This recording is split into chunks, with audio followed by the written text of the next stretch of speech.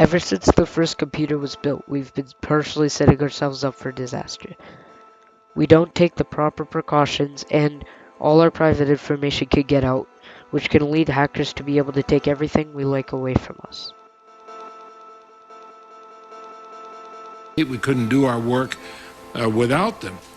And to know how easy it is to go past the normal physical barriers, look what happened with the hacker attacks last week on E-Trade, ZDNet, Datec, Yahoo, eBay, Amazon.com, and a number of sites. We saw during the Christmas time with all the sales on and the huge spike in e-commerce, but we also know that the Achilles heel would be if this commerce turned out to be vulnerable to outside attack. In our daily lives, we rely on computers. Director Free, you've been to my home in Vermont. You know, we're out in the country, and yet here's a place where I don't worry about somebody coming in and stealing things, but I'm connected to all my files in my office in Washington. I like being able to work there, but I also like to know there's a certain degree of security. The chairman mentioned mentioned CERT, the Coordination Center. Well, they provide some very chilling statistics on the vulnerabilities of the internet and the scope of the problem. Here we see all the private information of several people, over 15,000, from a hospital get hacked, and now they're sent out for everybody to look at. And this is just done for fun by hackers, and while this may not be of great intensity, this is still violation of people's personal rights and personal information, and this definitely needs to be stopped. Here we see hacking of a greater intensity. Now that the Australian politicians were hacked, all the private information about that continent can now be sent out and anybody can look at it. And the hackers have all this private information that could possibly hurt everybody there in Australia. And so now we've basically put a whole continent at risk just because one or a group of people have been hacked. And we could see that even normal people could do this and why it's such a big problem. Titan rain. The second biggest cyber attack in history. In 2004, Sean Carpenter discovered a series of coordinated cyber raids in which the FBI believed to originated from government-supported cells in China.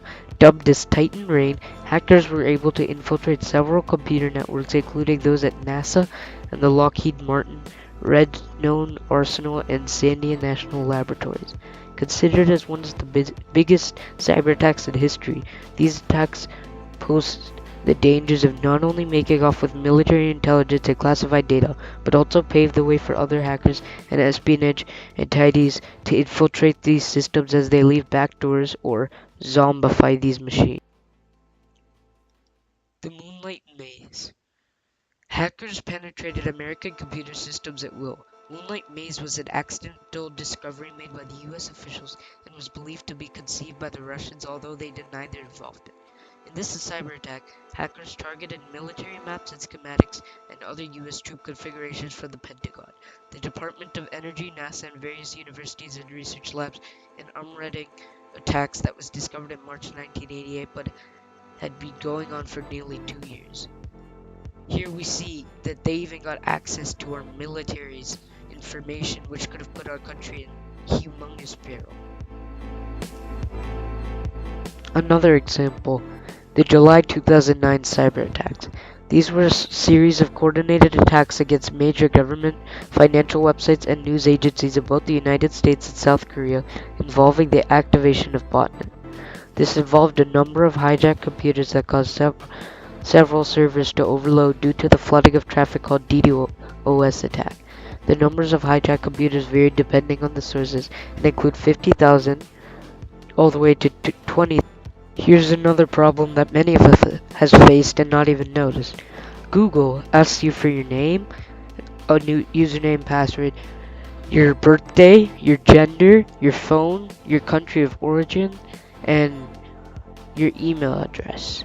So normally this wouldn't seem like a lot, but Google knows to correlate every single one of these things together, and the computer has all this data saved. So as soon as someone is able to access that information, they have all of your information collected in one place, ready for them to take and use against you. And this is another one of the major problems and why our technology isn't created safe enough to prevent against these hackers nowadays. Just an eye-opening fact, 600,000 Facebook accounts are projected to be hacked every single day. So how do we stop this? The answer is simple. We have to tell companies that they can't keep taking our private information, and the government needs to put some laws in act to enforce this. The companies are the problem because they are getting so much of our information and they're not protecting it properly, and it's being taken away and it's being used against us. So the simple answer is to make laws against them.